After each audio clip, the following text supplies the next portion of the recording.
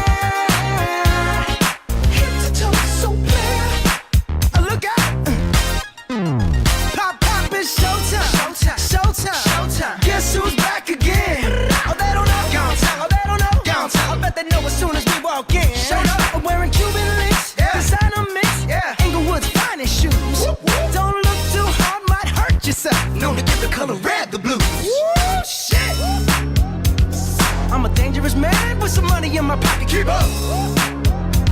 So many pretty girls around me and they're waking up the rocket. Keep up. Why you mad? Fix your face. Ain't my fault they all be jacking. Keep up. Players only. Come on, put your pinky rings up to the moon. Girls, what y'all trying to do? 24 karat magic in the air. Head to toe, so clear. Look out.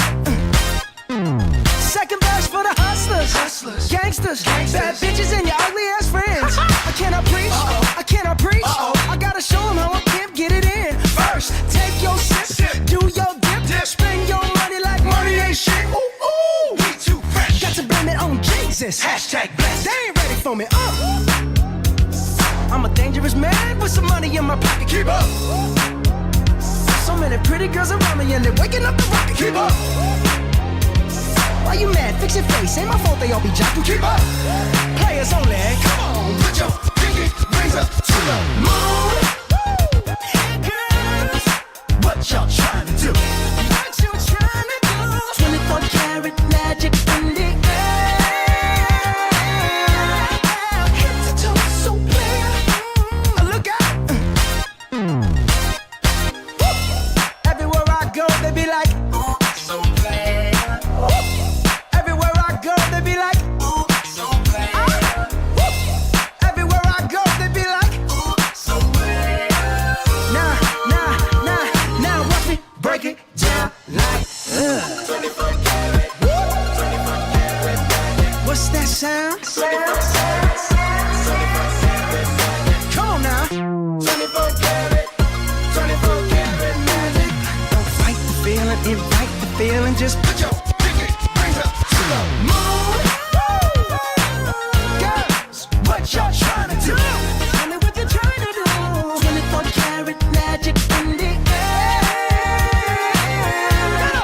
Head to toe, so clear. Put your pinky rings up to the moon. Girls, what y'all trying to do? 24 karat magic in the air. Head to toe, so clear. Look out. That was Bruno Mars and 24 Karat Magic. So welcome to the show. It's Sunday afternoons with me, Leigh Perry, here on Solihull Radio. I've been on a break for the last couple of weeks, resting on the Costa del Sol, where the temperatures soared to 44 degrees last week. But it's not too shabby here either, is it? Got back to still this continuing sizzling summer that we've got in the UK. Anyway, on with the show today. I've got an all-female lineup of guests in the studio. I'll be talking to author Abda Khan in a few minutes. We've also got a couple of other ladies joining us in the studio. Jenny Homers. Jenny is a mother, care worker and a performer. And also a bit later on, we'll be speaking to Julia Parsons, music and media businesswoman. If you'd like to get in touch with us today, if you've got any questions or any music requests, you can call the studio on 0121 777 8410. You can drop us an email on studio@solihullradio.com, or of course you can text in on 075 64 30 30 64. So do get in touch with us this afternoon. I'm here with you until 6 o'clock. A bit more music now, talking about females, and this is the wonderful Emily Sandé and My Kinda Love. I can't buy your love, don't even wanna try. Sometimes the truth won't make you happy, still I'm not gonna lie. But don't ever question if my heart beats only for you. It beats only for you. From perfect, nothing like your entourage. I can't grant you any wishes, I won't promise you the stars. But don't ever question if my heart beats only for you. It beats only for you.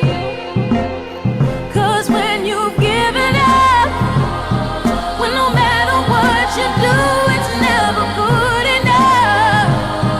When you never thought that when you feel my kind of love.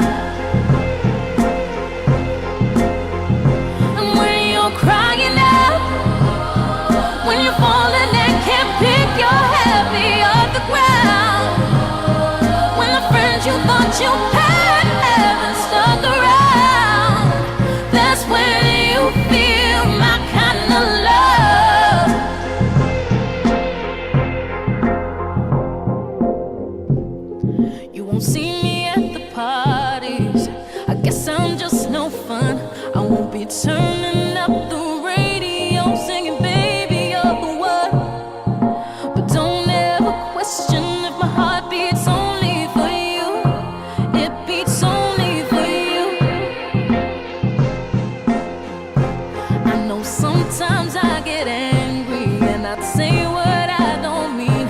I know I keep my heart protected far away from my sleep. But don't ever question if my heart beats only for you. It beats only for you. 'Cause when you've given up, when no matter what you do, it's never good enough. When you never thought that it could ever get this tough, that's when you feel my kind of love.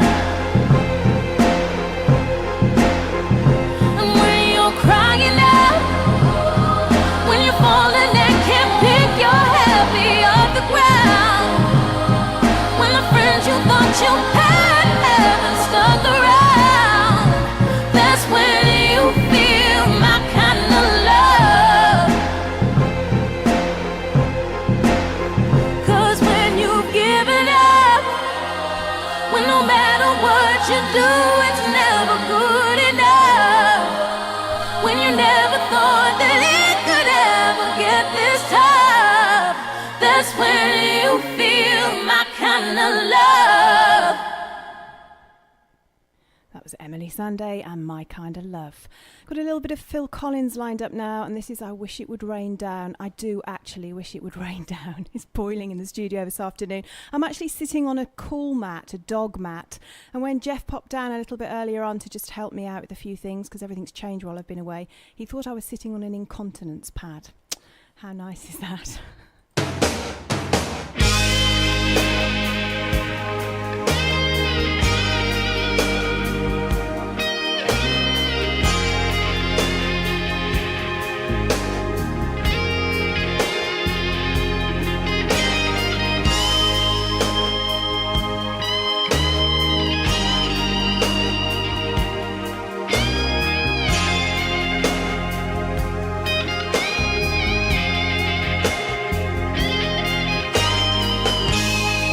You know I never meant to see you again, but I only passed by as a friend.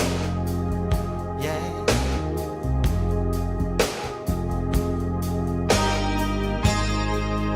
All this time I stayed out of sight. I started wondering why.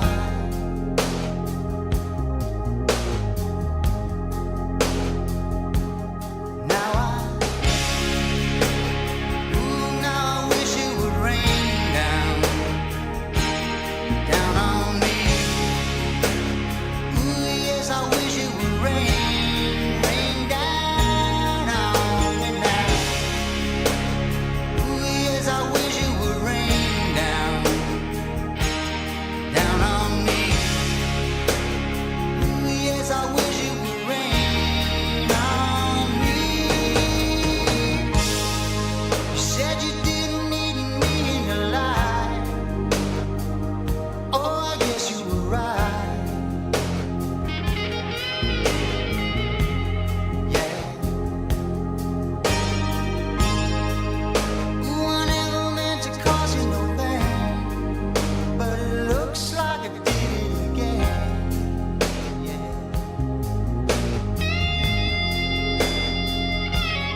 Now I know I wish it would rain down on me. Ooh, yes, I wish it would rain down on me now. Ooh, girl, I wish it would rain down on me. Ooh, yes, I wish it would rain on me. So your hurt is gone, mine's hanging on inside, and I know what it's eating into every night, babe.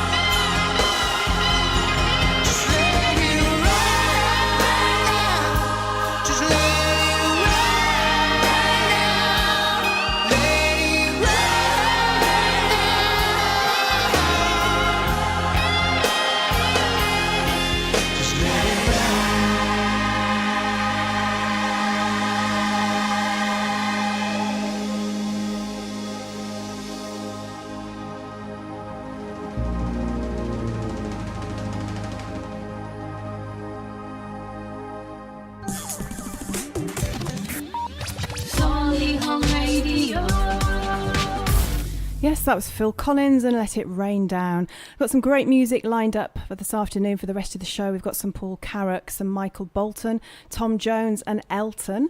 But first of all, I would like to introduce my first guest this afternoon, who is Abda Khan. Abda is a solicitor, lawyer turned writer, as well as a public speaker. Her first novel, Stained, was published in the USA by Harvard Square Editions in 2016. And the book deals with the very difficult issue of rape and honour issues. She's got another novel actually due out early 2019 called Razia, which she's going to be talking about this afternoon. So good afternoon. How are you, Abda? Hello, good afternoon, Leigh. Warm, but happy. Yeah.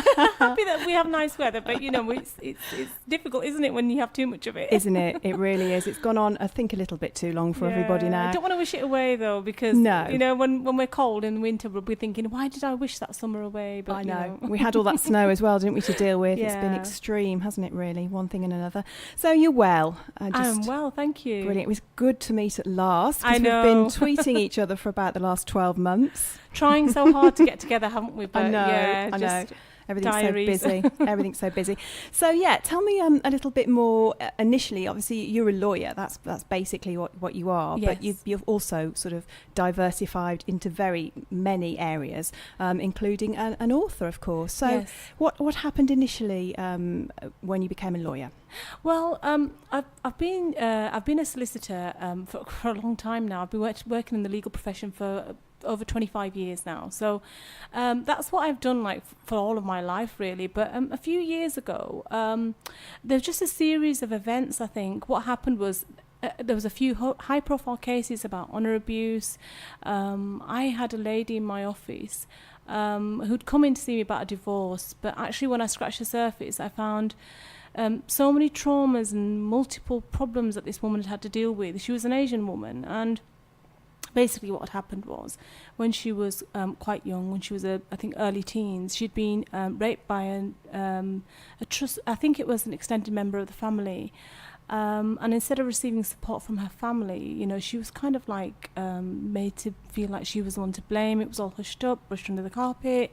Then she was forced into a marriage she didn't want. And, you know, it's a whole catalogue of various things. And I think what happened, I had just one of those moments when I just started thinking about all the different women I'd come across through my work, the communities I'd lived and, you know, worked in, through charity work. And I just thought, you know, is there any... You know, how are they portrayed in the media? How are they portrayed in our, you know, in our society? And I got thinking about fiction actually. Anybody who's a children knows that when you're having kids, you kind of lose touch with reading. But when my youngest was kind of going into secondary school, and I just got back into the love of reading, and I remember going down to the local bookshop in Solihull, and not seeing a single book with a character that had these issues or that came from this kind of community. And I think it was just that. And I just thought, you know what, if nobody's writing about this, I'm going to do it myself. It's like Gandhi said, be the change you want to see. And I think that's what it was. So you'd never written anything before? Not since school. Wow. Okay. So this first novel came out in just 2016. Yeah, 2016, yeah. So how long did that take? Took me a year to write, and then about a year to get it published, yeah. Okay, but was that difficult to get it published? Yes, it was. As a new author, yeah? Yes, it really was. I couldn't get a publisher here, even though I got really good responses, actually, from the literary agents and the publishers saying, you know, and I got personal responses, which a lot of writers don't get, saying, you know, we like the idea, we like the story, we like your writing, but we don't think we'll be able to place it. So basically they're saying there wasn't a market for it here. Which is, you know, they're so risk averse here. They tend not to. They just tend to stick to what's mainstream or what's tried and tested. So I went to an event actually, and somebody said, you know what, have you looked at publishing in the States? And I thought, no, not really. But when I sent the manuscript off, it was I got a publishing contract quite quickly. Yeah. It was a niche publisher, so they only publish literary fiction with some sort of a moral or social stance. So it could be about any kind of, you know, sort of it could be about democracy or other social issues. So it kind of fell neatly into what the sort of work that they publish. Okay, and it's called Stained. It is, yeah. And can you get that here in the UK? Yes, it's available worldwide on Amazon. Oh, fantastic. Yeah. Wow. Okay, but in the meantime, your full-time job, you still work as a solicitor? I'm still working as a solicitor, yes. I run my own law firm, have done for the last 21 years. Gosh. Over in Smethwick. So it's a bit of a trek, Solihull to Smethwick. If anybody knows that route, they'll know it takes nearly an hour these days to get there. If the mayor's listening, please do something about the roads. A bit like me. So I work in Solihull, live in Halesowen, and you're in reverse. Yes, I am. Okay. So you've now written a second book. So when did you start Razia? I started Razia probably a couple of years ago now. I'm trying to think. We're 2018 now. We're 2018. So would that have been just as you'd finished? I think I probably started about 18 months ago. I'd say that's probably nearer the mark. Okay. That one, I just came across an article online. It was a BBC article about modern day slavery, and I'd never even thought about modern day slavery. I had no idea, how prevalent it was. And the more I researched into it, the more I was intrigued about how many slaves there are in the world, how many people are trafficked. And so my new novel is based around the story of a modern day slave. And it centres around a British Asian lawyer in London who comes across this slave at a very plush dinner party, and quickly realises she's a slave, and then she tries to rescue her. But in rescuing her, she actually kind of makes things a lot worse for this young girl. Okay. And then she has to travel to Pakistan to try and seek justice for Razia. And it deals with two types of slavery. So it deals with domestic servitude, and that's the bit that happens in London, but it also deals with bonded slavery in Pakistan. I don't know if people know much about bonded slavery, but bonded slavery is a generational form of slavery where people are actually born into slavery. Normally the debt's taken out by sort of 2-3 generations back by people who were illiterate, couldn't read, signed to a very, very unfair agreement to work all the hours God sends and get paid very little. So what happens is, this story is set in a brick kiln, and what happens is that they're expected to produce about 1,000 bricks a day, and they get paid very little for that, a few dollars a week. And every time they need anything like medicines, or they need to, there's a death in the family or a birth or anything that needs a bit of extra money, they're forced to take out another loan, and then what happens is that loan just never ends, so they're just trapped. There are actually over 46 million slaves in the world. Wow. And which is something people aren't aware of. There are over 13,000 in this country. Good grief. Yeah, those are Home Office figures, so they're probably not the accurate figure. 4 out of 5 human trafficking victims are women, for example. Gosh. Quarter of all modern day slaves are children. And sexual trafficking is the reason why most children are trafficked. So it's actually a massive problem, but because it's underground and it's very hidden by its nature, a lot of people don't know much about it. So it's happening, but do you think it's being hushed up as well? Yeah, I think it's very difficult. I think a bit more awareness is coming through now, but there have been a lot of cases in the UK now. There've been quite a few convictions for under the Modern Slavery Act, which was passed a couple of years ago. There's been cases of forced labour, nail salons, car washes. There's the Rooney case, I don't know if you know about that, there where a whole family had enslaved about 30 men and forced them to tarmac drives and things like that. So actually what they do is they prey on the vulnerable. Yeah. And what the Rooney family used to do is they used to go to soup kitchens and places like that where they'd find vulnerable young men who were homeless, who didn't have anything, who were estranged from their families. And that's how they would. Somebody who's got nothing, if you tell them, I can give you a roof over your head, I can give you a job, I can give you money, that sounds really, really, tempting. Well, it is tempting for them. And obviously they're tricked into then living in squalid. In the Rooney case, they were living in caravans that were absolutely not even fit for mice to live in. It was so bad. But this is happening in the UK right now. Wow. Okay, fascinating. We're just going to go to a little bit more music, Abda, and then we'll come back and talk some more.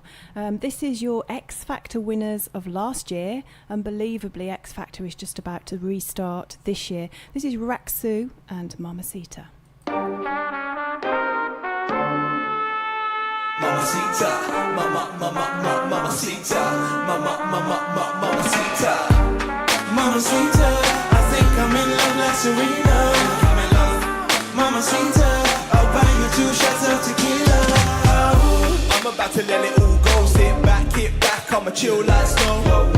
I'm about to let it all go. No stress, just best. Little money we blow. I'm about to let it all fly. Little fun, little sun. Book a flight to Dubai.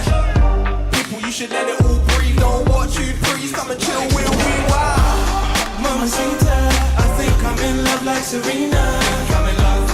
Mamacita, I'll buy you 2 shots of tequila. Oh, mama, I see ya, so we can wrap it up like a fajita. Yeah. Mamacita, mamacita. Tell me how you need it and I'll serve it how you want it. Being honest, you the hottest girl I've seen, and I promise I ain't never gonna leave, cause I won't get nothing from it. Let's keep rolling like we're chronic, either wave or ride up on it. You already know what time it is. Jump inside and drive the whip, climb aboard and fly the ship. Hear the song and vibe to it. We can dance the night to it, and stack all day and night to this. I'm crushing you all along, I'm feeling you and now she's diving in. Great figures, but she makes great figures. This is independent, but she ain't baked with it. I would never do you dirty, cause your body's so clean. Come play for the team, the boy champion. Say mama, say mamacita, I think I'm in love like Serena. I'm in love, mamacita, I'll buy you 2 shots of tequila. Oh, mama, I see ya, so we can wrap it up like a fajita. Hey, mamacita, mamacita, mamacita, mamacita. Hey, mamacita, mamacita. Hey, mama, I see ya, so we can wrap it up like a fajita. Hey, mamacita, mamacita. Get 'em, miss, get 'em, miss, get 'em, miss. You gotta hit 'em with the Get 'em, miss, get 'em, miss, get 'em, miss. You gotta hit 'em with the Leigh Perry on Solihull Radio.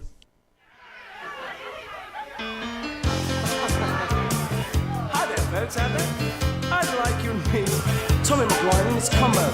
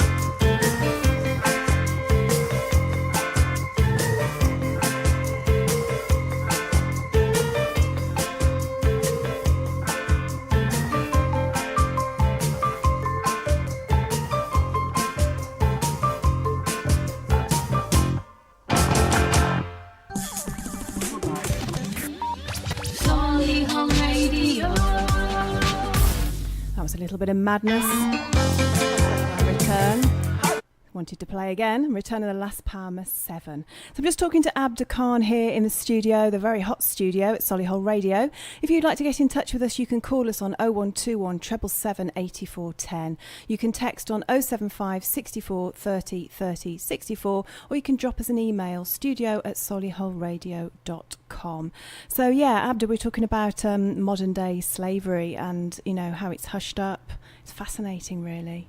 Yeah, and it's something that I think we need more awareness of. And again, that's why I chose to write Razia based around that theme. But it's got lots of other themes in there as well. It's got you know, again, honour-based violence comes into it. Cultural attitudes, cultural conflicts, all that kind of thing.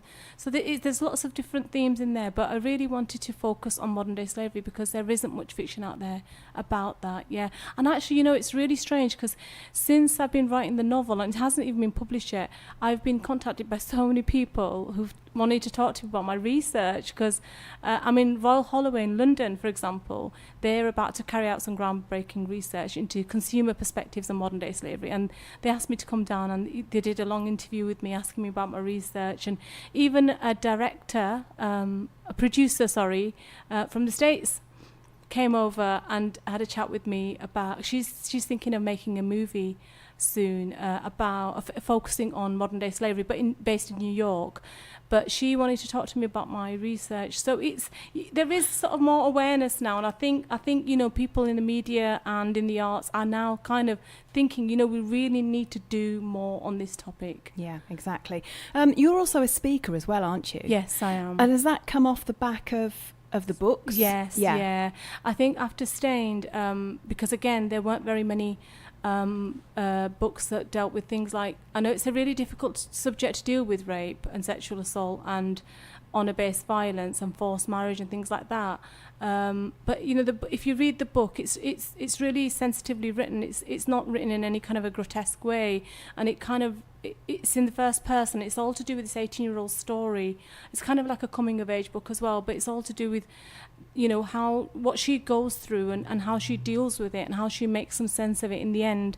But off the back of that, I speak nationally, internationally. I speak at, you know, and the venues I speak at vary from like literary festivals to like international summits to like local community events to you know, national road shows. Thinking where else I've spoken. Yeah, all kinds of places. Yeah. Do you get nervous, or is it just that you're that into the subject, you're that passionate about it and getting the stories across that you don't get nervous? You know what? I don't get nervous, and I think there must be something wrong with me because everybody says that you're supposed to be nervous before you talk, but I don't know whether it's my background as a lawyer as well, you know, that kind of, you get that training as well. And yes. I did especially a lot of advocacy at the beginning of my career. I used to be a criminal solicitor, and I used to do a lot of family work and injunctions, and I was in the courts quite a lot. So maybe it was that sort of training that kind of, if you can stand up in front of a judge who's ready to take you down a notch or two whenever he feels like it, then I think you can kind of talk in front of the crowds. Oh, absolutely. Well. Yeah, no, I agree with that one. So you're actually also connected to the Birmingham and Solihull Women's Aid. You're a mentor, aren't you, and a trustee with them? Yes, well, I'm a mentor with Mosaic, which is the Prince's Trust charity, but I'm a trustee with Birmingham Solihull Women's Aid. I've been a trustee just sort of like since last year now, but before that I did a year on the helpline as a volunteer. Oh, okay. And then this sort of vacancy came up for trustee, and I applied for it and I got it. So yeah, it's a fabulous charity. It's and again, they deal with issues that are really close to my heart in terms of, you know, women's issues, domestic violence, you know, sexual violence, and they really do sort of help with the women and children at the top of the agenda there. So yeah, it wasn't a difficult decision for me to like be involved in the charity at all. No, and I'm sure, and also there's all sorts of angles, isn't there, to talk about. I mean, I've been contacted by a lady who wants to come into Solihull Radio and do a show, who put a different sort of angle on it. She was actually a victim herself Yeah. of domestic violence and abuse, and had to flee her home. Yeah. And I think she got into a hostel. Yeah. And just the thing about her animals, her dogs, her pets, she couldn't take Absolutely. with her. Mm-mm. And that's yet another thing Yeah. you wouldn't think about, would you? You don't. I remember when I'm being on the helpline, and these kind of issues used to crop up. And imagine if you're a child and you have to leave your dog behind. Oh, yes, And yes. if you're a child, sometimes the women have to leave very, very quickly. Like that morning, they wake up and they have to make that decision, and they can't take very much with them. And so that, especially for children, leaving their toys behind, leaving their books behind, leaving their games behind, it's really heartbreaking, actually. Very, very Frightening as well. difficult. Yeah. Frightening for them. Yeah, Wow, yeah. gosh. Talk a little bit about your awards, Abda, which there's a whole list, isn't there, of your awards? I've got them listed here, actually. You've been recognised by the Iranian and Kurdish Women's Rights Organisation. That was in 2017. Yeah. A finalist in the Arts and Culture category of the NatWest Asian Women of Achievement Awards. That was also in 2017. Yeah. Named Inspirational Woman of the Year 2018 by the Female Empowerment Organisation. And I gather you've just been shortlisted in the Midlands Business and Community Charity Awards. Yes, I have. As Goodness Role me. Model of the Year, which I'm really humbled by. It's a really lovely thing to. I really didn't think I'd get shortlisted, to be honest with you. So, because amazing people who've also been shortlisted and finalists. So it's just great to be among that crowd. Yeah, that's Yeah. absolutely brilliant. Okay, another piece of music, and then we'll come back for the final few minutes and have a little chat. This is a bit of R&B. This is Nelly featuring Kelly Rowland, and this is called Dilemma.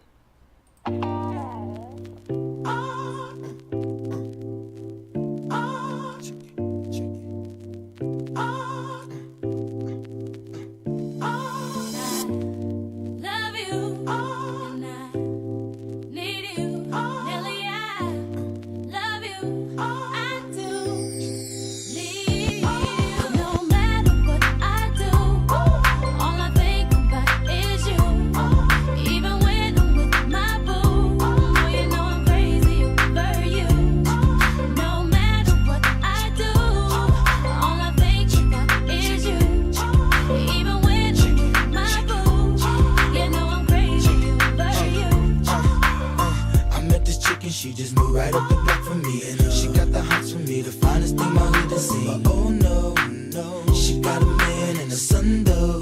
Oh, but that's okay, cause I wait for my cue and just listen, play my position like a show star.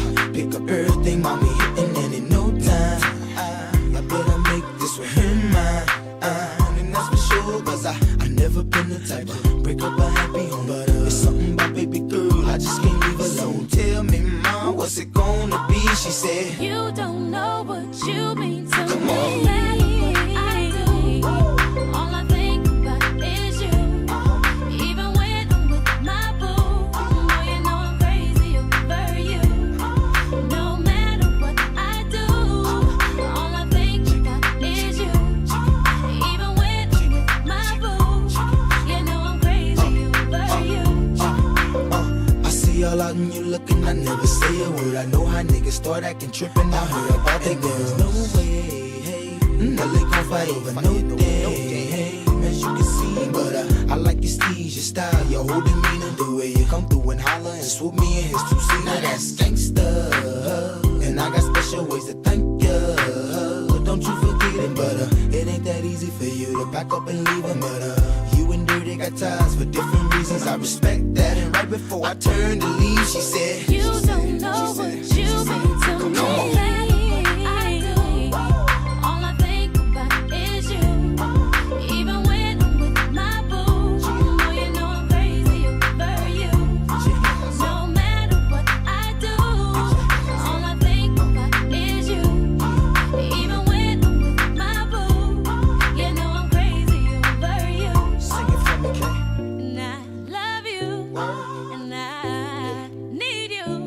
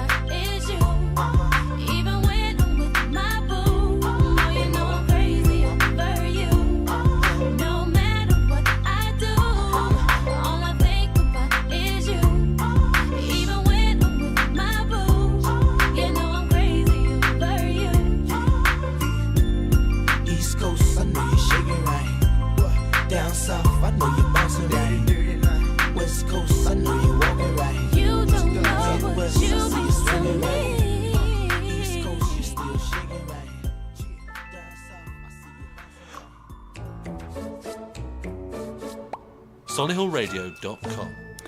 Yes, I'm Leigh Perry. I'll be with you until 6 o'clock this evening, and you are listening to Solihull Radio. Why not get in touch and drop us a text on 075 64 30 30 64. I've had a text message come through. It says, please, Leigh, could you play Enrique Iglesias, Bailamos, por favor? It is a very lively song for a sunny day. Have a good show. Thank you very much. That's from Louisa. I'll try and look that up in just a little while. In the meantime, with me in the studio, my first guest is Abda Khan this afternoon, author and solicitor and public speaker.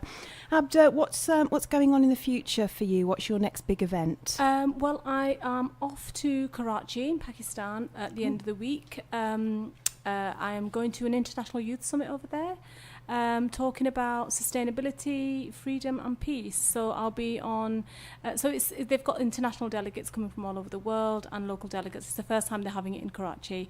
We're talking about, especially about with terms of freedom, I will sort of be talking quite a lot about the modern day slavery.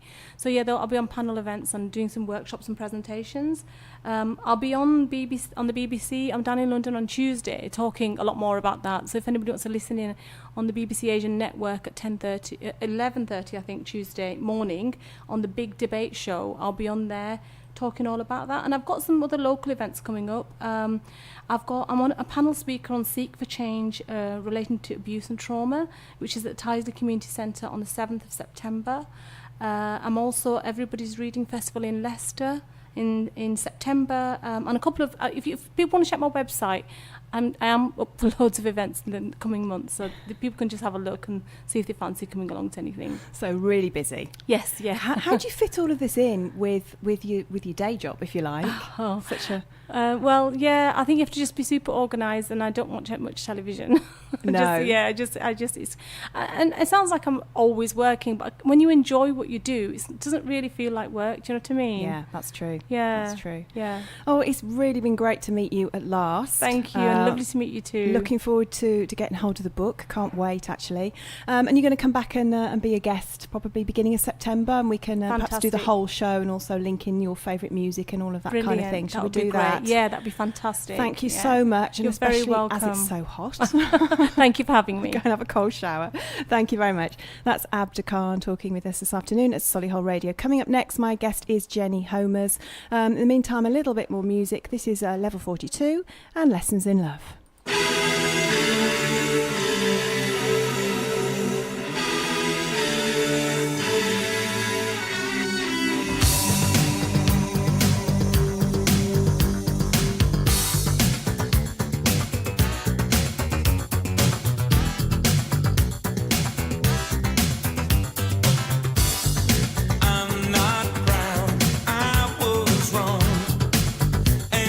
Truth is hard to take. I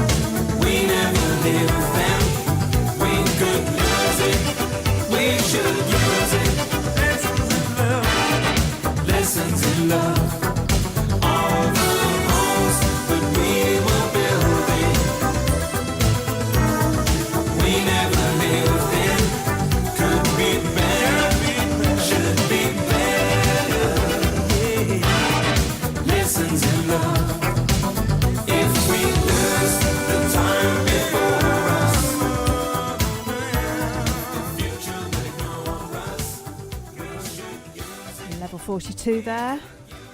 And Lessons in Love. So my next guest this afternoon here at Solihull Radio is Jenny Homer. Jenny she's got a full-time job. She works as a trainer in a care home for the elderly. She's also a mother of 6-year-old twins and a 15-year-old stepson, but also has a passion actually for performing and, of course, for writing. So hi, Jenny. Hi Leigh, you all right? Yes, how are you? Oh, not too bad, thank you. Very warm on this lovely hot summer's day. Oh, I know. It's gone on for quite a while, hasn't it? It has, yes. Thank you for joining us. No, thank you. You're obviously very busy because, above anything else, you're a busy mom. Yes. Twins, and especially at that age, must be very hard. Oh, they are, but also double trouble, but double the love. Oh, and they're 6 years old at the moment. They are, yes. Okay, but you've got a full-time career as well. Yes. Which I would imagine in that particular profession is quite high-pressured job. It can be very high-pressured as well, but also when you work in that sort of environment and with people, the elderly that I work with, you have to have a passion for it. Yeah. Which I have, and I've been caring since a very early age, really, from 11, because my nan had Alzheimer's. Okay. And she lived with me, my mum, her daughter, and me and my brother, and my mum and dad, and we all took it in shifts to look after her. Oh. So, and even though it was sad seeing the woman who I knew as Nan slipping away, it was so very rewarding looking after her, and that's why I thought, what, I can do this as a job. So I went in as a housekeeper at a local care home just down the road, actually, Elizabeth House in Shirley. Oh yes, I've heard of Elizabeth Yeah, House. oh, it's lovely. And I worked up to team leader there, and became a senior somewhere else, and just worked my way up the ladder. And now I'm at St Joseph Care Home in Harborne, and that's a beautiful home as well. And I train the carers, so I get the best of both worlds, really. I can look after the elderly and train the carers of how I trained as well. So is that a 9-to-5 job? Yes. It's not Yeah. shifts, so that No. enables you to obviously look after the children as well. That's it, yes. But on top of that, you've got a couple of passions. Oh, I've got some other passions as well. So elderly, the elderly are a big passion, but my other passions is performing and also writing as well. So tell us about the performing. How did that all start? Well, again, from a very early age, probably from about 5, I was going to a local theatre, which I'm sure you all know, Hall Green Little Theatre. Yes. And I performed in my first play there as The Wind and the Willows. Oh, yeah. And then just carried on doing other little plays there. And then when I got to the teenager years, I was like, no, I'm going to go out in the park with my friends. So I kind of stopped doing that, and I went back to watch another play at Hall Green Little Theatre, Darker Shores it was, and I was like, I got the bug back. I was like, I've got to go back on back on the stage. So I was Yvette in A Lower Low, Robin Hood in Robin Hood, and the last play I did was Dusty. I played Dusty Springfield in Dusty. So, and it's great fun. The people that are there as well, they're all wonderful, so lovely. But it is a lot of practice. You practice in 4 times a week, and being a mum as well. Oh, I can imagine. How do you learn your lines, Jenny? I don't think I could do that. But believe it or not, you do. Yeah. You just having a good memory, I guess. Having a good memory, even with so many things going on, it's difficult, isn't it, to memorise things? It is. That is true. But I take my time, and I memorise each of the scenes as well. Okay. I'm working with the people. It's who you're working with. Yeah, of course as it well. is. Of course it is. So is that is something you do production once a year? Yes, I try and do at least one a year as well. And Okay. we go for auditions as well. So if they're happy with me, I'll get picked. Oh, so your passion is drama based. You're not a Yes. singer or anything. It's drama. No, it's acting. drama. Okay. You mentioned burlesque. Oh yes, that's another passion of mine. Ooh, I okay. go burlesque dancing, and that's on a Tuesday, and that's at a local dance school, actually, Solihull. It's called Adage. So they do lots of dancing there. They do ballet, tap for young children, all up until whatever age you are. So me and my sister-in-law, we go burlesque as well, and that's so much fun. It's, as I say, every Tuesday. And then twice a year we do a showcase, but it just celebrates women of all shapes and sizes, and that's what I love about it. is that you're all there together and you're all celebrating. It doesn't matter what figure you have, you know. Corsets can hide everything. But no. Wouldn't want to be in one of those today, would you? No, not today. But no, it's fabulous, and that's another big passion of mine. So that's a hobby. You don't do that. You haven't been out and performed as a burlesque dancer. That's just just a hobby. Yes. Okay. I'm going to put a little bit more music on, Jenny. I don't know what your kind of what you like music wise. Gosh, I love everything. Me from too. The Me 60s. Up until today's music. Yeah, I think I was just talking to Abda and she's the same, you know, likes all kind of genres. Yes. And then we'll come back and have another chat. Lovely. I'm going to play some Paul Carrack. This is a beautiful song and this is called I'm Losing You. Don't sigh a sigh for me. Don't ever cry for me. This is goodbye for me. I know we're through. I'm losing you. Love sang its song for me. Then things went wrong for me. Nights are too long for me because I'm losing you. Our love and our devotion was deep as any ocean. Then one day, like the tide, you began to change, and you became the perfect stranger. Someone is holding you, sharing the lips I knew. I can't believe it's true that I'm losing you.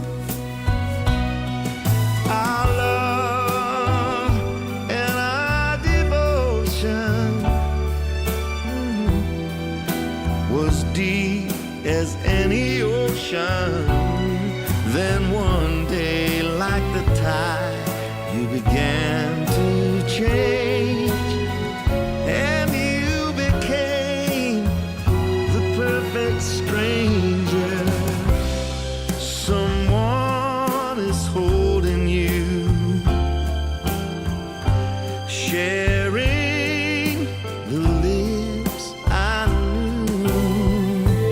I can't believe it's true that I am losing you, that I am losing you.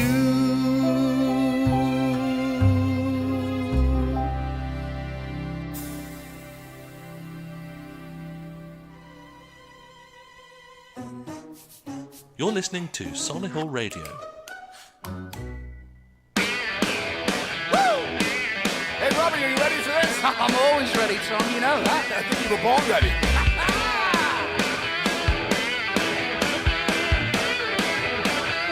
Then come on!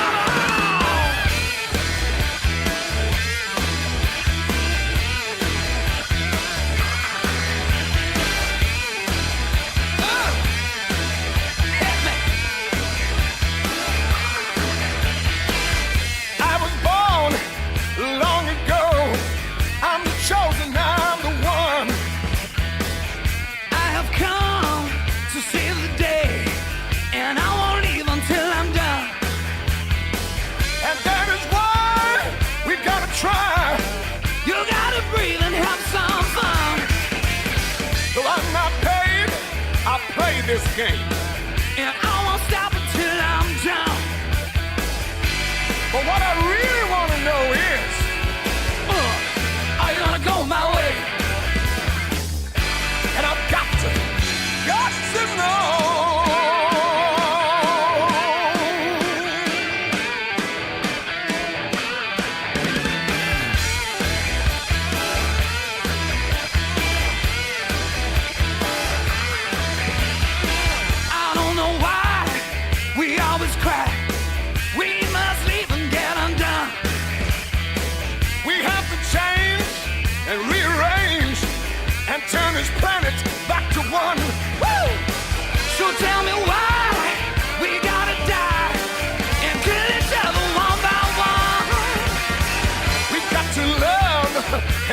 darling.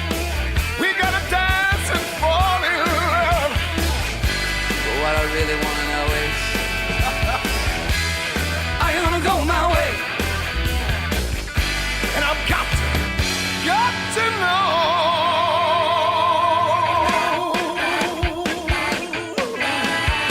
is that you telling it like it is? Yeah, exactly.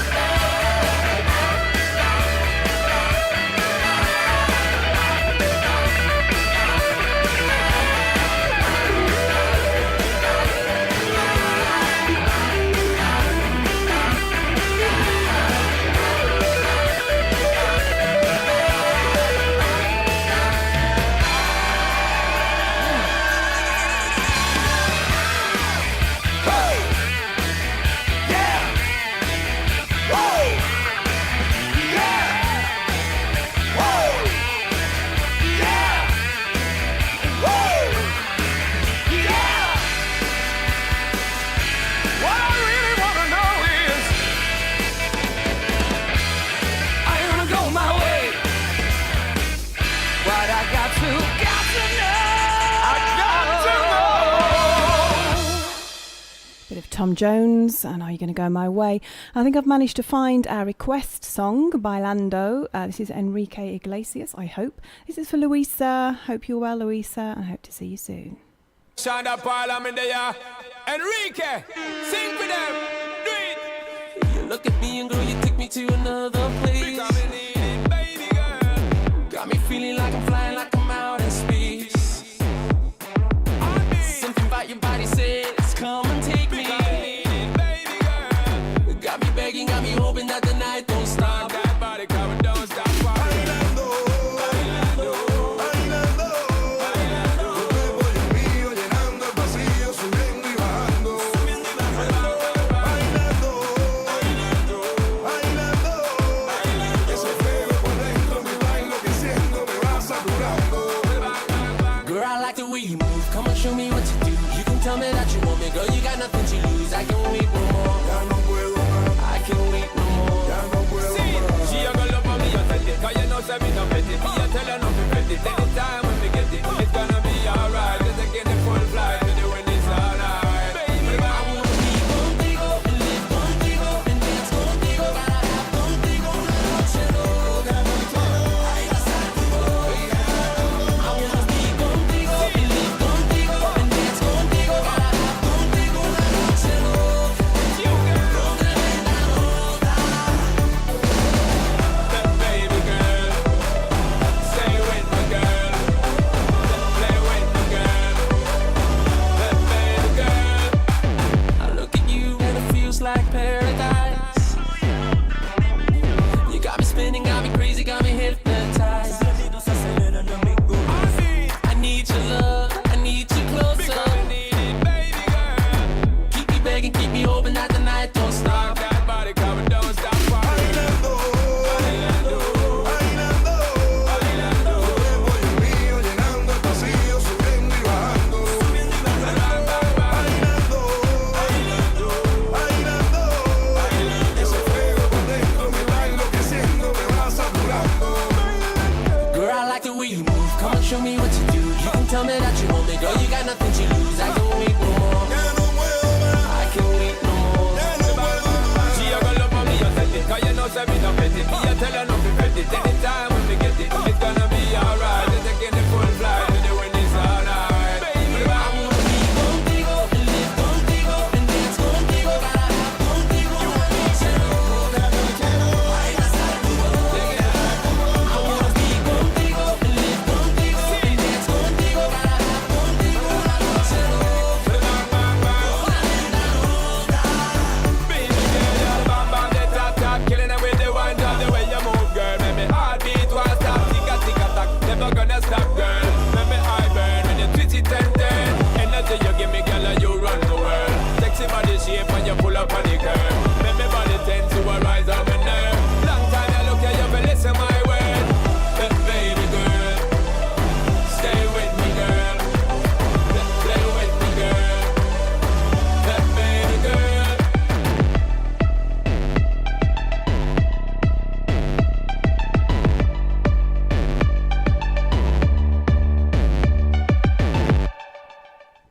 Well, Louisa, you do surprise me. That reminds me of a rave in Tenerife. Anyway, that was Enrique Iglesias and Bailando. My guest this afternoon, my second guest, is Jenny Homer, who's with me in the studio. Jenny, we're talking about your passion for performing. You're into burlesque as well. But also, you want to be a writer, don't you? Oh, yes, that's another big... I keep saying passion, but I think today that's what it is with... I was listening to Abda. It's a passion. And writing, when you lose yourself in a book, you can get away from all what's happening in the world. And I can read anything. If you give me anything, I can sit there and read it. And I think it's very important for children to be able to learn to read. My twins, Sam and Holly. Hi, Sam and Holly. They especially Holly, it's probably a girl thing. she loves to read, she loves writing. She's doing really well at school, and that's being picked up by the teachers, and she's just got this passion. With my little boy Sam, if I'm reading him a story about the army, he's in there again. I think that's a little boy thing. Yeah, I'm sure. I'm sure. But they love to listen, and I think that's really important. To be able to have an imagination and to keep So it. is your aim to actually write a book ultimately? Yes. Ultimately, Yes. That's what you'd like to do? Yes, that's true. And that's right, sorry. I'm currently doing a BA honours degree in creative writing as well. Are you? So, yes. Exciting. I know, I'm really looking forward to this new venture. And I think you should be able to take... That's It's all right. okay. Take everything that's being given to you and just take it with both hands as well. But writing, I believe anybody can write. If you've got an imagination, use it, write it. I mean, it's quite fascinating speaking to Abda today. Oh, I'll yes. say we've been talking on Twitter for over a year now. It's the first time I've actually met her. To literally go from being a solicitor to having 2 books published like this, one in the USA, is quite incredible. And it would be good for you to have met her today. Definitely, and she's such an inspiration as well. And what she's writing about is modern day slavery, and I think we should still realise that is happening. And again, if you are writing, and like Abda's done, she's wrote a fiction book, people will pick that up and realise it is happening, and it shouldn't be, not in this day and age, and especially not in this country either, or any country. So you're studying at the moment, you're doing this BA in creative writing, and have you got an aim, have you got a goal of a particular year that's going to be the year I'm going to write a book? That's it, in 6 years' time. That's when my course will be finished, and that's when but in between I'm still going to sit there and write it. It's a long course. It is, Jenny. It is. It's I'm doing it part-time, so that's why it's, because I work as well. Of course, of course. And also, I'm doing another small course with the writing magazine. So if there's anybody out there who's interested in learning to write or wants to know more about it, the writing magazine is a brilliant tool. And I'm doing a writing course with that, and so I've got to send off assignments, and people are... Sorry, someone's looking into it. It's all right. It's quite loud. Well done to keep talking, Jenny. That's okay. Not only is it about 100 degrees in here, but the Stratford Road has got balmy. But no, there's a lady there who writes novels, and she critiques my assignments, and so that's keeping me on my toes and realising that there's a lot to writing a book. Yeah, certainly is. So you've got your hands full completely. Definitely. But if you're anything like me, it's good to be busy all the time. It's good to have an aim. I think it keeps my husband happy as well, Paul, because he knows that I'm keeping out of trouble and not having to go at him all the time.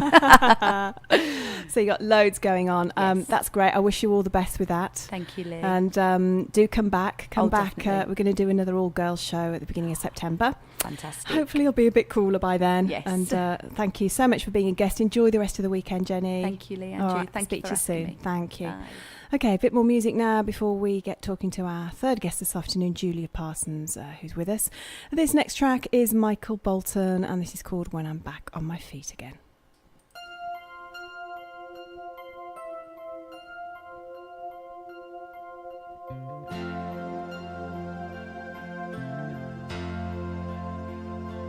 Gonna break these chains around me.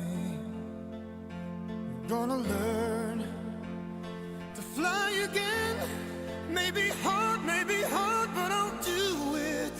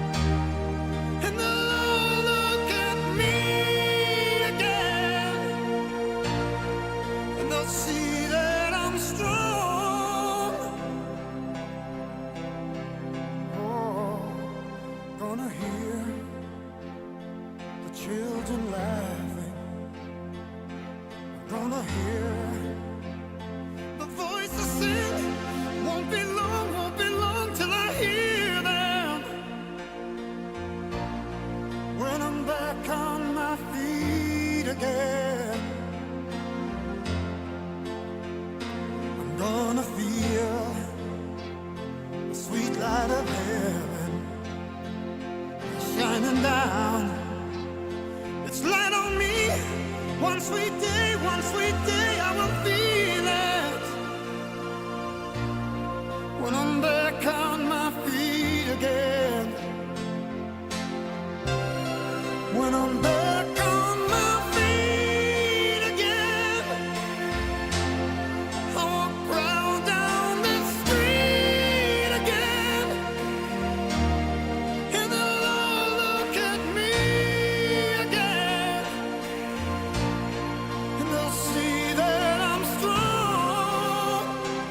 Oh, and I'm not gonna crawl again. I will learn to stand tall again.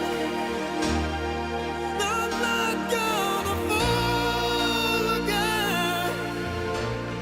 'Cause I learned to be strong. Soon these tears will all be drying. Soon these eyes will see the sun. Won't be long till I see it. When I'm back on my feet again. When I'm back on my feet again. I'll be back on my feet again. Gorgeous song this afternoon. You're listening to Solihull Radio. I'm with you until 6 o'clock. Give us a call on 0121 777 8410 or drop us an email on studio@solihullradio.com. Still got some great music coming up. We've got some magic, some of the Rag and Bone Man and Mary Mary. But first of all, we've got our next guest in the studio this afternoon. That is Julia Parsons. Julia, actually, I was reading her CV, and what a CV it is. When I was flying back from Spain last night, Julia is a businesswoman like myself, worked in the music and the media industry. She's a former record company staffer, a Brit Awards organiser, and she's worked her way up through and during a fascinating time in the music industry in the 1970s and 80s in both the UK and the US, working with many legends that we'll be talking about in a few minutes. And she's also actually an associate with Solihull Radio. Julia, how are you? Hi Leigh, I'm fine. Pop your headsets on. Got your headphones there, right in front of you. Pop those on, and then you can hear me through there. Is that okay? Yeah, perfect. How are you doing? You brought your own fan. That's a good plan. Yes, I'm sorry if you can hear it moving. No, we need it, don't we? It's a bit of a sweat bath everywhere you go today, isn't it? It certainly is. So we were. I was reading your CV. I mean, gosh, it's a mega CV, isn't it? It's a little embarrassingly long. I'm sorry about that. I felt really guilty putting you into that one. Not at all. Really, really interesting, actually. So, I mean, starting off, you ran away from home. Yeah. What was that all about? Conflict of boyfriends and my dad standing on the doorstep and expecting me home at 10 at night. And I just wanted freedom. I just wanted to be in London. So that was it. I caught the train at 11 o'clock at night. I hated Brighton as well.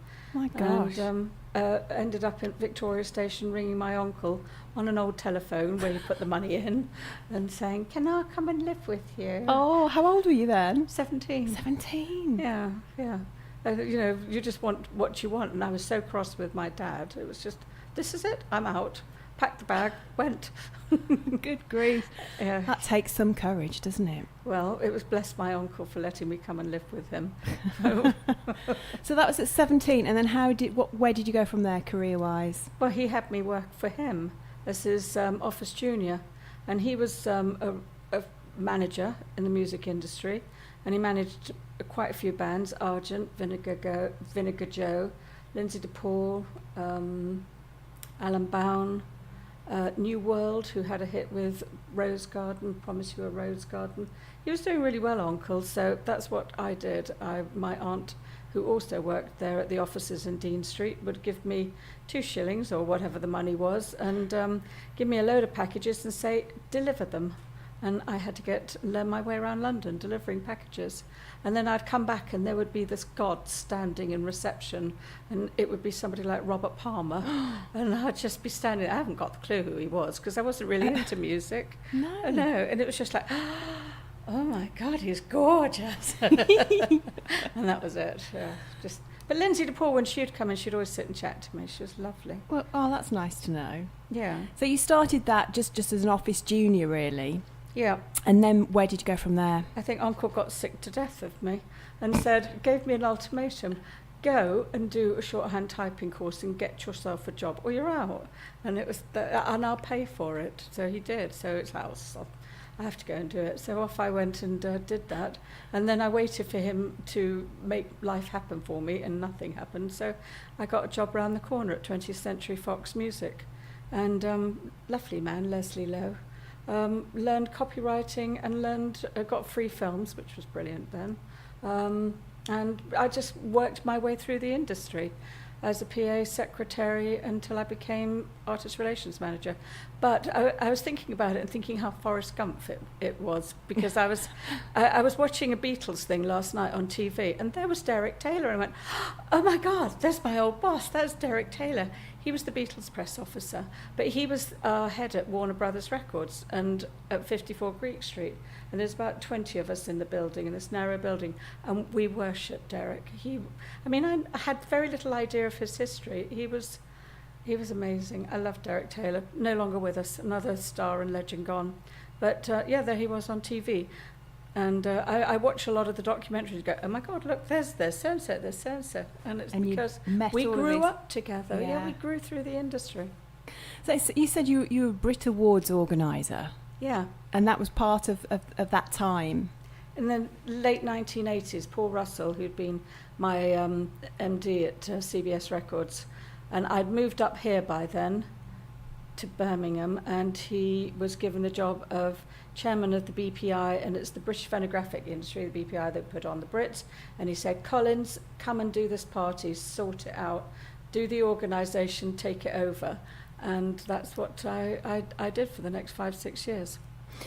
Do you watch the Brit Awards these days? No. No, because I don't know whether it's me. Obviously, I don't know what they were like back then. Painful. It's painful watching them isn't now. It? Yeah. I agree. A very, very OTT. I normally will record it and then just fast forward through. A lot of the presenting is, I find, very over the top. And it is extremely hard audience, though.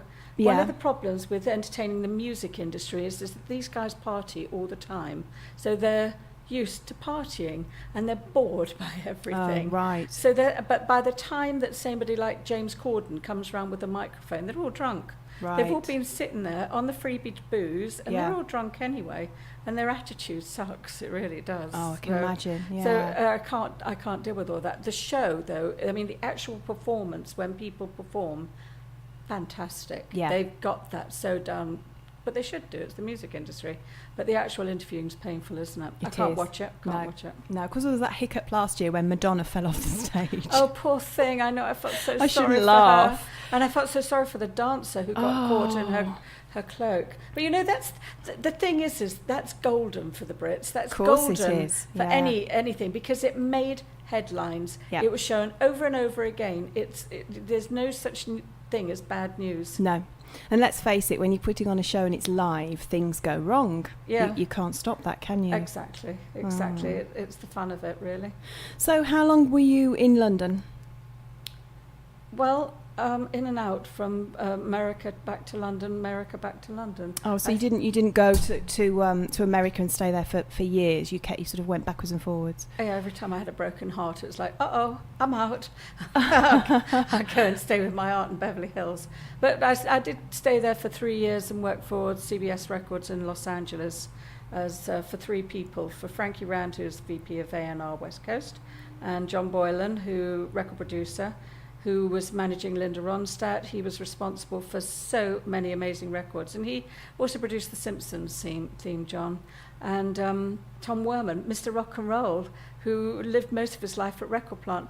He did Molly Hatchet, Cheap Trick. They were fantastic people, and they were really rock and roll days. I had a great time. Wonderful. Did you miss the UK when you were in America? Yeah. I mean, I remember the royal wedding, and I had a party at the house, at the flat that I had with my sister, and it was white gloves. I had, and they gave me a great big picture of the Queen on horseback, which was behind my desk, and they used to call me the little Limey, and that was my name. But can I tell you a story about those days? Yeah, do. Because when Ozzy and Sharon came in, and they said, "Hey, it's one of your Limey friends coming in," and I was like, "Oh, brilliant," because actually I did know Sharon from years back. And they went into the boardroom, and a friend of mine, Heather Irving, who was their marketing manager, was in the boardroom, and she came rushing back up, and I said, "What's wrong, Heather?" She said, "Oh my God, your Limey friend's just bitten the head off a pigeon, off a dove. I don't know what it was, but he's just bitten the head off of it." And that story's gone into legend. Ozzy was apparently off his head, came into the marketing meeting to meet everybody from the West Coast, because they all had to work his record.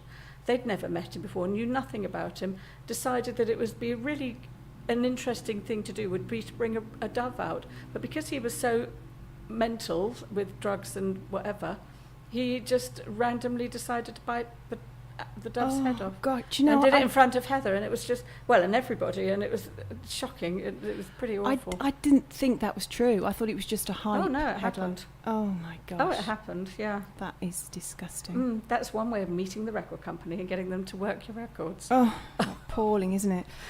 Well, I know you've got a lot more celebrity stories. Let's just do a little bit more music. This is some R&B. This is On Vogue and Hold On.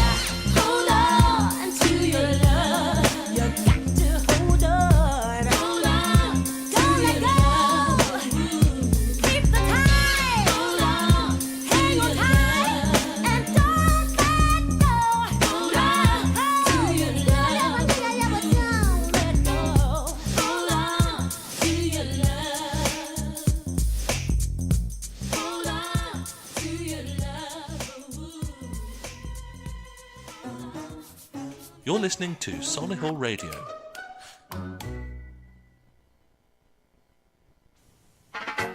Saturday morning, jumped out of bed and put on my best suit.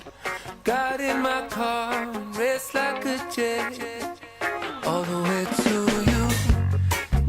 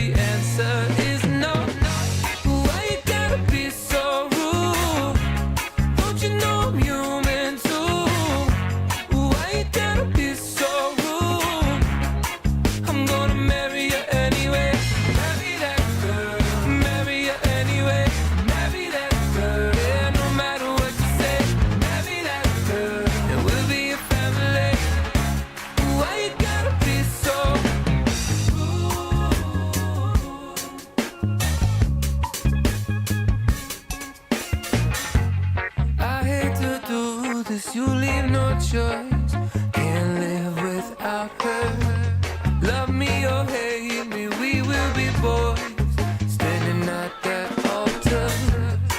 Or we will run away to another galaxy. You know she's in love with me.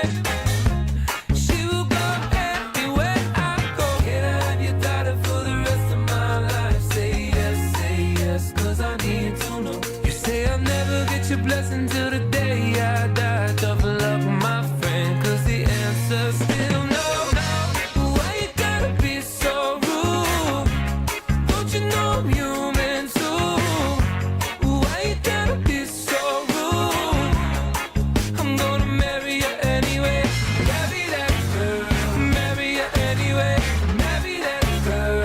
No matter what you say. Marry that girl. And we'll be a family. Why you gotta be so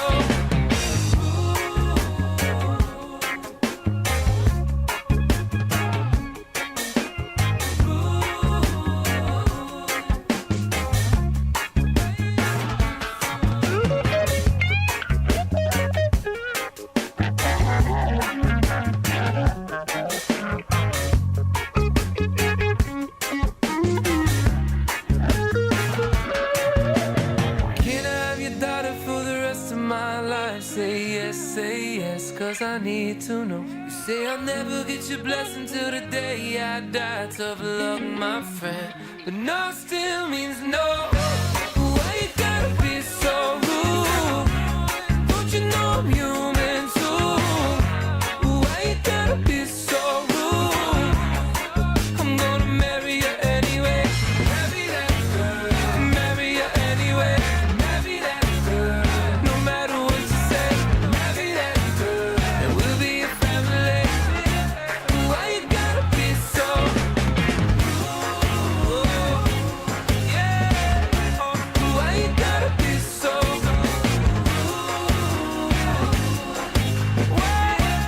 Why you gotta be so rude?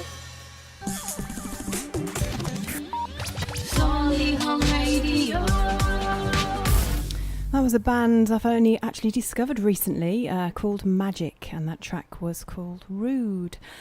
So you're listening to Solihull Radio. I'm Leigh Perry. I'll be with you until 6 o'clock. It's just gone 5:32.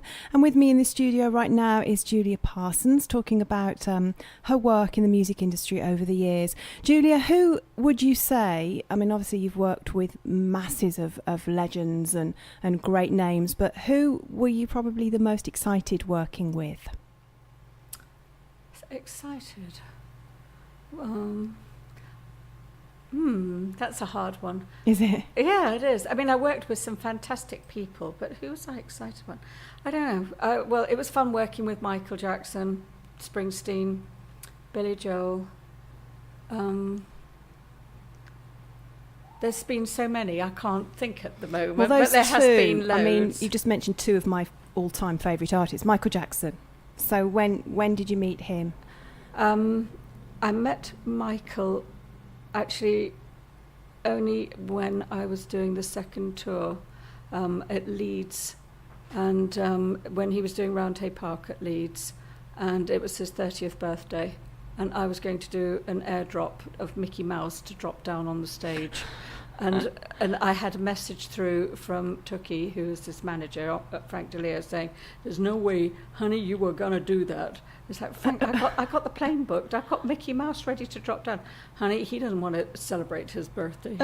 He's a Jehovah's Witness. What? Really? What, he is? Was he?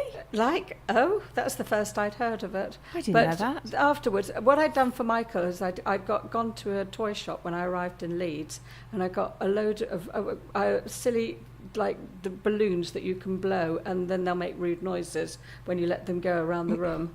I got him lots of little silly party toys, left them in a carrier bag in his dressing room, and afterwards Jonathan Morris, who was our head of press, came to me and said, "Michael's in the best mood. He's in an amazingly good mood. He's loving us at the moment." I thought, oh, that's fantastic. Then that's me doing my job, because he's happy. And that's when we took photos on that day. He was very happy to have us take photos. So that's the one photo I've got of myself with Michael on that day. But the toys worked. He And was just such a performer, wasn't he? Oh, Just- it was a fantastic tour. It was magical. I never ever got tired hearing that show. No. It was really something. Loved it. I can imagine. I only ever got to see him once, and I think it was for my mum's, I think it might have been her 50th birthday. I bought us 2 tickets to see Michael Jackson at Wembley.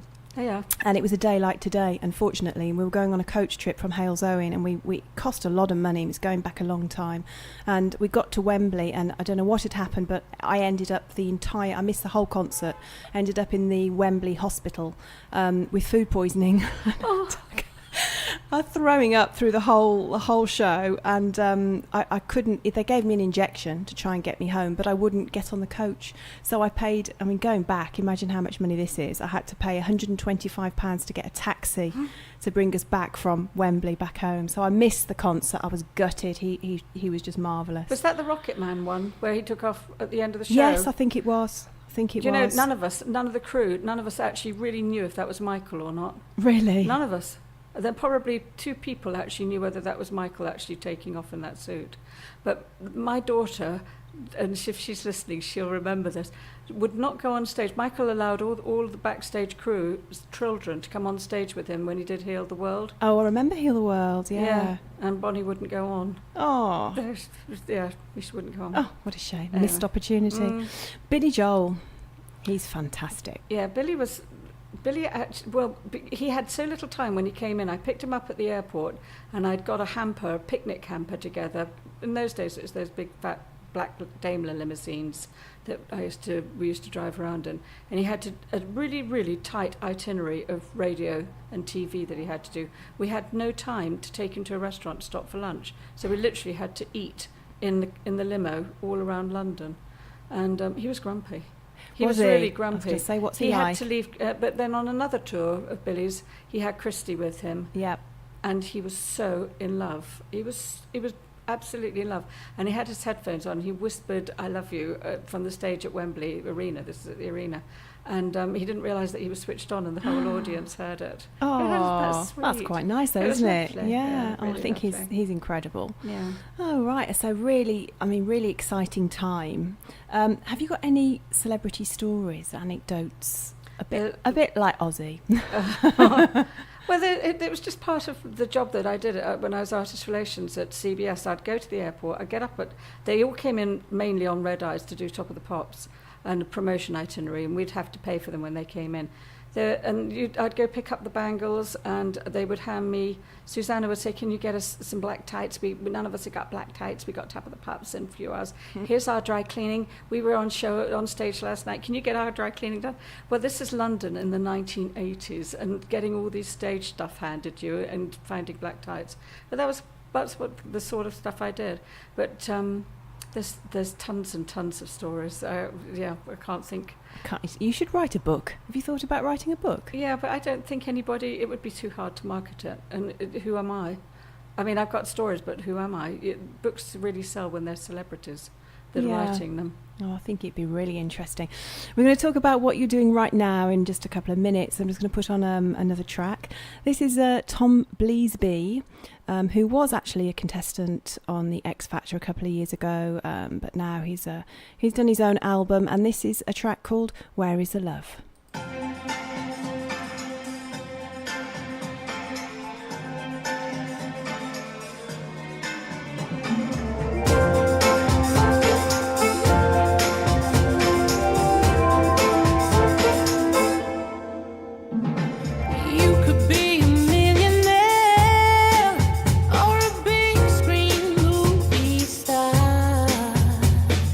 Living in Bel Air,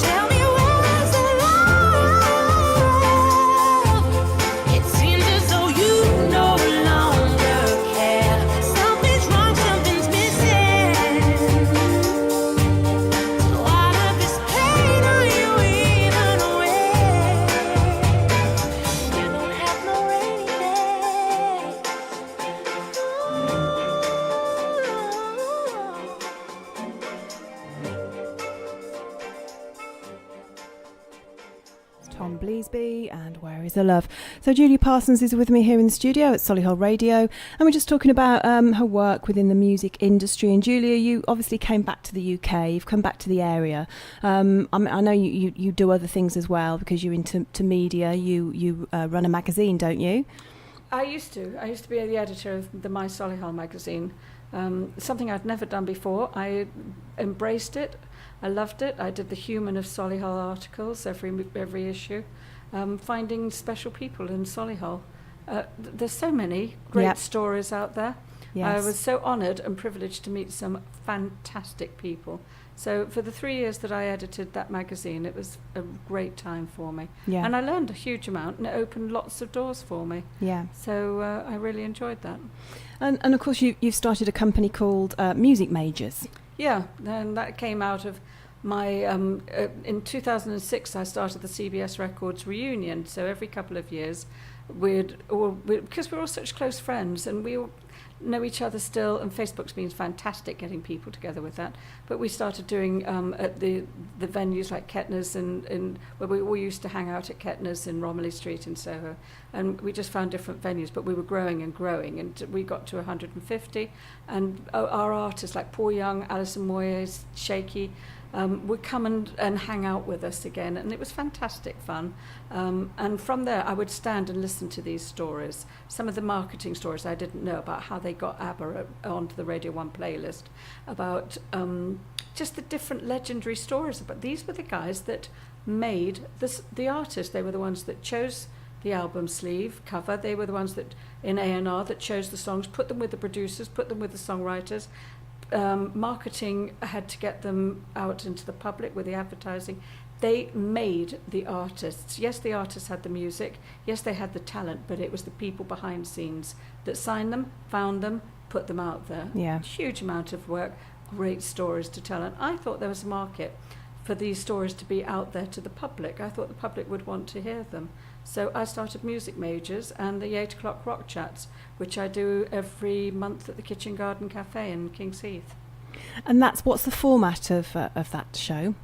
Well, say I had Dave Robinson. Robbo's fantastic, a great raconteur and storyteller. He is the co-founder of Stiff Records with Jake Riviera. He was Jimi Hendrix's roadie. He was managing Van Morrison, who kipped for 9 months on his couch. He just has the most fantastic stories. There would be no Elvis Costello if there hadn't have been a Dave Robinson. And Dave came and did his talk. I put a PowerPoint presentation behind it, so there's loads and loads of images, some from his own archives as well. So that illustrated his talks, and in between that is the music and video as well. And we sold that show. It was fantastic, and he came off stage and said, "So Julia, when's the next one?" He loved doing it. And it's 50 minutes at the beginning of the first half and then 50 minutes the second half with questions and answers. Quite a unique format. And people just they get up and they talk about what's happened in their lives. I mean, two of your guests have been guests here at Solihull Radio. Des Tong, of course, and Bev Bevan. Yeah. Did they do a show together? We did Birmingham's Rock Histories. I mean, they're fantastic at it. Des is a natural. They're both naturals. And Bev's got his own fantastic knowledge and people he knows. And again, we spent ages doing this PowerPoint of all the venues. And every time you bring up like Mothers in Erdington, there would be a sigh from the audience of, yeah, remember that. And they'd tell stories from it. And there was lots of music. It was a complete sellout, and I need to do more of those because it was fantastic. You do, which obviously you're planning. We'll talk about in a minute. A bit more music. This is Rag and Bone Man and Human.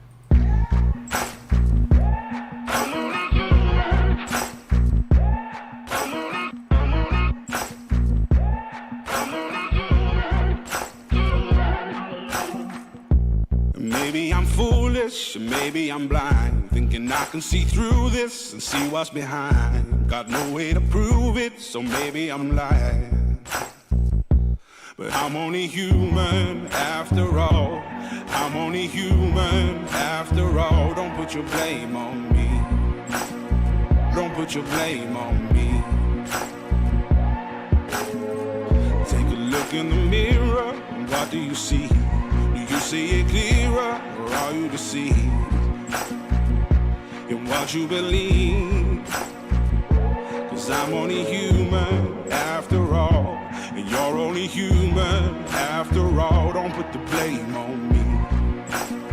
Don't put your blame on me.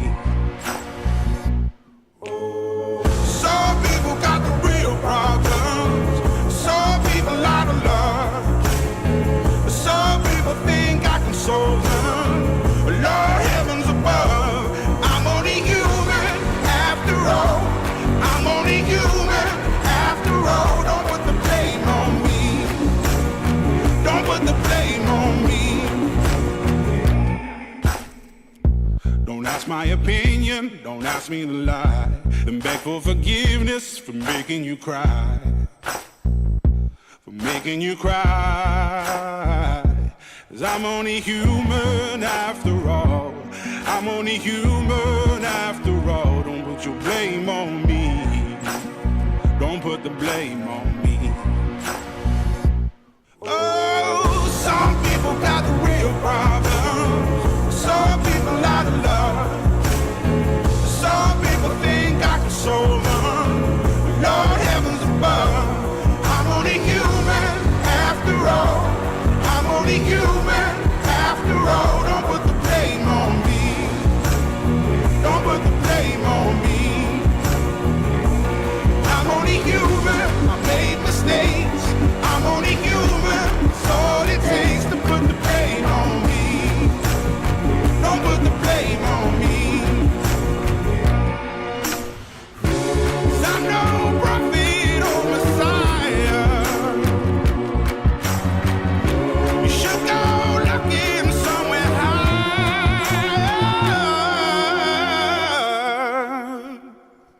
I'm only human after all. I'm only human after all. Don't put the blame on me. Don't put the blame on me. I'm only human. I do what I can. I'm just a man. I do what I can. Don't put the blame on me.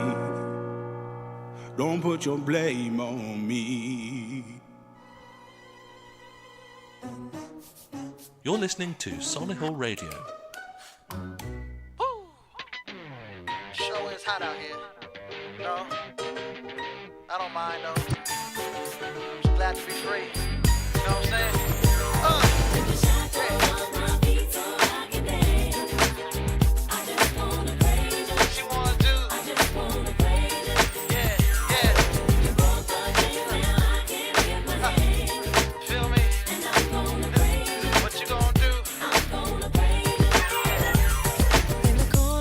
My mind, I just can't seem to find a reason to believe that I can break free. 'Cause you see, I have been down for so long, feel like all hope is gone. But as I lift my hands, I understand that I should praise you through my circumstance. Shackles on my feet so I can dance. I just wanna praise you. Just wanna praise you. Just wanna praise you. Just wanna praise you.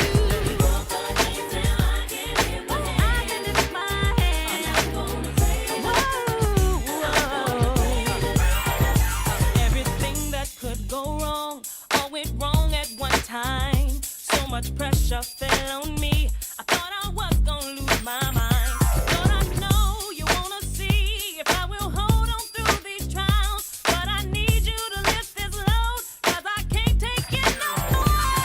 Took the shackles off my feet so I can dance. So I can dance. I just wanna praise you. I just wanna praise you.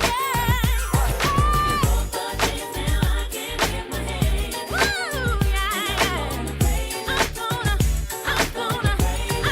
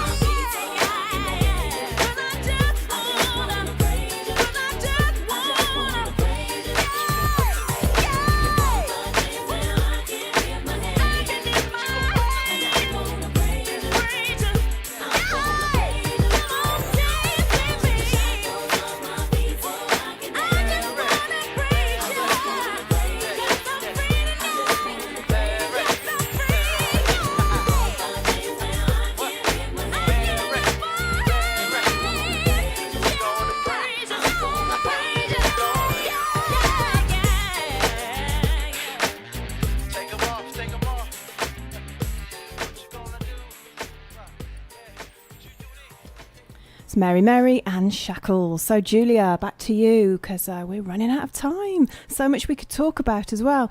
So what's on the horizon for you? I mean, also we haven't touched on today, but you're like me, your love of dogs. Oh, yeah. I'm a home dog boarder in between all the other things that I do. And I love it's great. I get my doggy hits, but then I get to give them back, which is actually, I know people go, hey, don't you miss them? Like, no, I get my freedom. My dog free days are really cherished, but How do I love your having them own- around. I get out to walk and Yeah. yeah. But you've got your own dogs? No. Oh, you haven't? I was going to say, how do yours cope with, Oh, no, no. with other dogs coming in? It's purely business. Ah. I don't have any of my own dogs, no. Okay. But so I can take up to 3 dogs at a time now. Right. So, no, it's purely to put bread and butter on the table. Yeah. Pretty much. Yeah. But, yeah. But Music Majors is taking off and the 8 o'clock rock chats are taking off. And so I'm going to be lessening the dog boarding and not taking in so many pooches and making much more of the shows that I'm doing, putting people out on tour. And I've got some interesting people coming through. I'm quite excited about them. Have you got anyone you can tell us about? Anyone booked? When's the next rock chat? November. Mhm. It's a guy called Richard Strange, who's a bit like Richard O'Brien. You remember the Richard O'Brien from... I can't remember what it's called now. But anyway, Richard Strange. That's it, yeah. And he's from Doctors of Madness, who's a punk. Right. And he's an extraordinarily interesting person, an actor. He was in Harry Potter. He's coming in November. Carl Madden Palmer, who's coming in December. He is coming in from Sweden. He's ABBA's authorised biographer, the only one. So it's going to be lots of fun, lots of ABBA music, lots of ABBA stories, lots of ABBA photos, and if there's anybody who wants to have a Christmas party with a difference, that's going to be at the Kitchen Garden Cafe on December the 6th, and I think I'll probably do one in Dorridge as well. So watch the 8 o'clock Rock Chats page on Facebook, because I'll be putting the news out on that. I mean, ABBA, they're reforming, aren't they? I Doing have a new heard album. that. Yeah. Carl will tell us more about that because he's with them and he knows them and he'll tell us more about it. That's really exciting. And next year I've got I was with Steve Earle last week, who's a big country artist. He's coming in March. John Prine, who played here last week, loves the idea of the 8 o'clock rock chat, so he's going to come and do one. And they're really big stars that they're going to do exclusive audiences with. Really exciting. You had Beth recently, didn't Beth you? Nielsen Chapman was amazing. Loved having Sell Beth. out. It was a complete sellout for 2 nights. Fantastic. And she was wonderful. Yeah. Went down really well. Oh, fantastic. Yeah, it was really special. Glorious summer evenings, the doors wide open, but the Kitchen Garden Cafe is a gorgeous venue. It's really intimate. It lends itself to these chats. It's pretty lights, it's drinks, you can eat there. It's just a super venue, the Kitchen Garden Cafe. If you haven't been, go and check it out and have a look at they've really got a fantastic following now, and they put some really eclectically interesting performers on there. Brilliant. It's worth finding out more about them. Brilliant. Really exciting. Well, thank you ever so much for joining me this afternoon, Julia.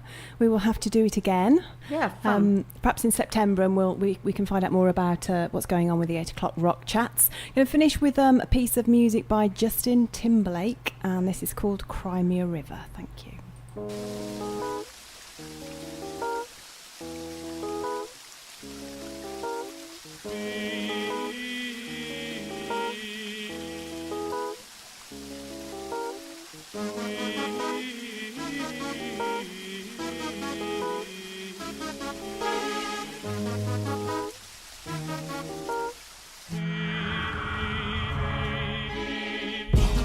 You were my sun, you were my earth.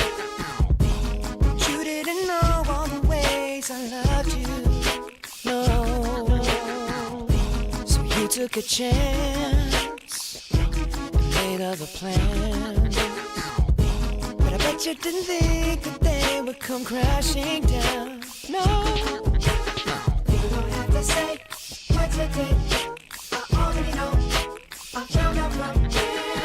There's just no chance when you and me, there'll never be. And don't it make you sad about it? Told me you love me, why did you leave me all alone? Now you tell me you need me when you call me on the phone.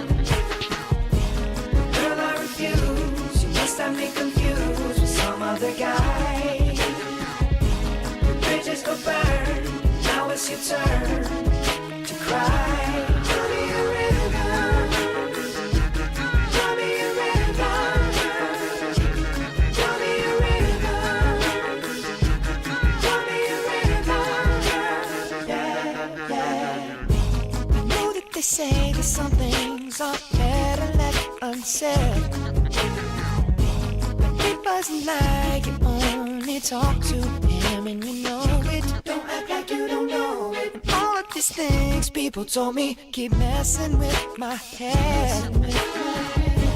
Should've picked honesty, then you may not have thought it. Don't have to say what you did. I already know. I found out from him. Now there's just no chance. You and me, you'll never be. And don't it make you sad about it? Told me you love me. Why did you leave me all alone? All alone. Now you tell me you need me. Then you call me on the phone. Call me on the phone. Girl, I refuse. You must have me confused with some other guy. Not like them, baby. The bridges go burn. Now it's your turn. It's your turn to cry. So tell me a rhythm. Go on and just tell me a rhythm. Go on and just tell me a rhythm. Baby, go on and just tell me a rhythm.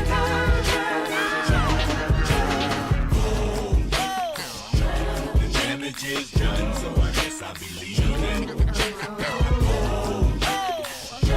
The damage is done, so I guess I'll be leaving. The damage is done, so I guess I'll be leaving. The damage is done, so I guess I'll be leaving. Don't have to say what you did. I already know. There's just no chance. You and me. Don't it make you sad about it? Go on and just tell me a rhythm. Baby, go on and just tell me a rhythm. You can go on and just tell me a rhythm.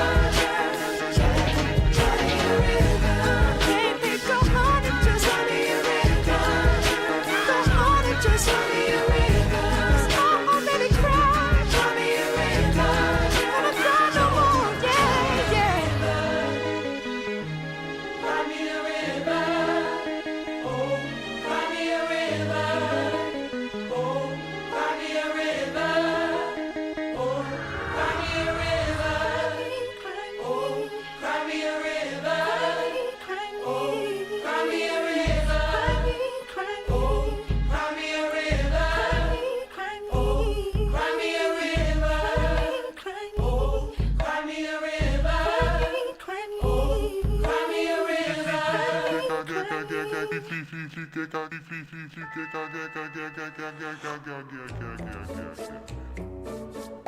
Solihullradio.com